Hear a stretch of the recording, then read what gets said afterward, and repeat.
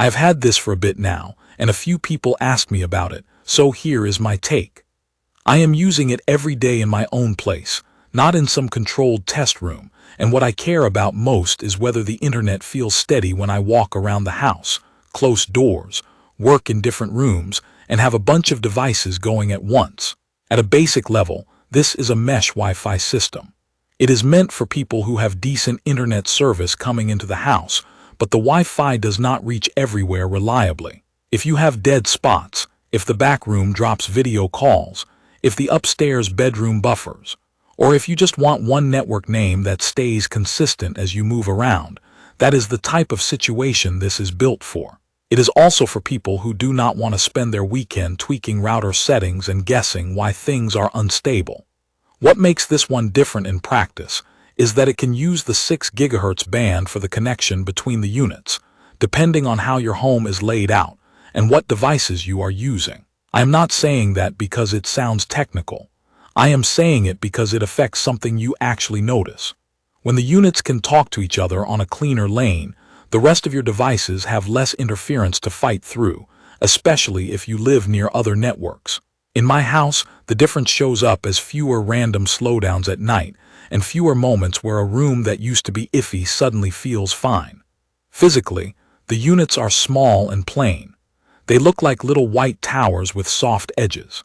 They do not feel cheap, but they also do not feel like something you buy for the materials. They are light, they sit flat, and they do not take up much space on a shelf or a side table. The lights are subtle. I like that because I do not want a bright indicator glowing in a bedroom or studio. Heat has been fine. They get warm, but not in a way that worried me, even after long stretches of streaming and uploads. My setup is simple. One unit is the main one, connected straight to my fiber internet line. That unit is doing the routing for the whole house. It also has an extra Ethernet port, and I actually use it. I have a PlayStation 5 that I prefer to keep wired when I can, because it removes one more variable. With that wired connection, downloads and online play have been consistent, and I do not get the random spikes I used to see on Wi-Fi. The second unit is in my studio at the back of the house. That room used to be the problem area for me. With my old router, it was the place where uploads would crawl and calls would get choppy. With this system, I plugged the second unit into power, waited a few minutes, and it joined the network without me doing anything complicated. After that, I ran an Ethernet cable from that second unit to my iMac. That one change made my day-to-day work feel more predictable. Large file uploads finish without stalling, and I can leave a call running while moving files around without the connection acting fragile. The third unit is more of a flexibility piece.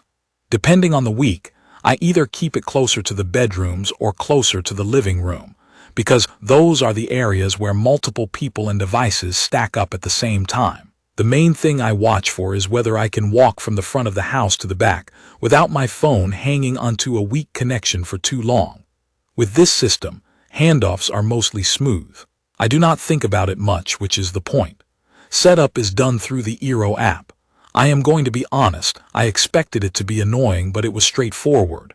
I plugged in the main unit, opened the app, and it walked me through the steps in plain language.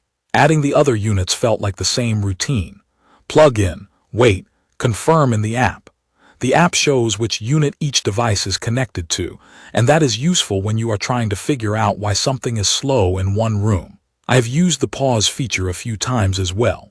Not in a dramatic way, just practical stuff, like stopping a tablet from pulling down updates during a call, or cutting off a device that I did not recognize until I checked what it was. Daily use is mostly hands-off. Once it is running, it stays running. The biggest real-life benefit for me is consistency.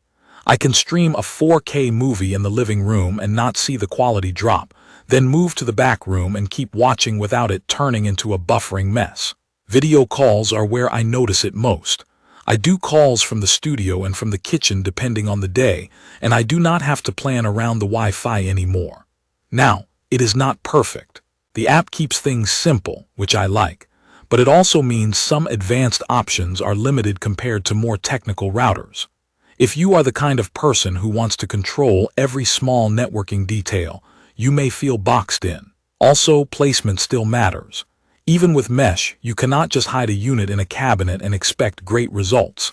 When I tested that, performance dropped. Open air, a bit of height, and some separation between units made a noticeable difference.